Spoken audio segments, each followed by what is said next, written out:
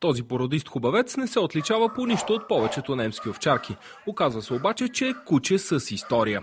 По необясними пътища животното пропътува над 10 000 км от покрайнините на италианската столица Рим до американския Сан Диего.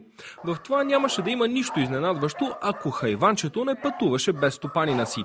Пътни полицаи от Сан Диего откриват животното блъснато на една от магистралите край града. Откарват го в ветеринарна клиника, каквито сме гледали по американските научно-популярни сериали. Там за животните се грижат по-добре, отколкото за пенсионерите у нас, например. Създали сме му удобства и вече не куца и няма възпаление. Има известни трудности с стреса и затова му даваме играчки и одеяла, за да му е удобно и да е щастлив.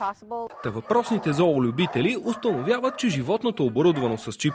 След проверка се оказва, че четириногото е родом от село Латина на 40 км от Рим. За момента органите на реда не са успели да се свържат с собствениците и да установят защо и как се е случила голямата екскурзия на италианската немска овчарка.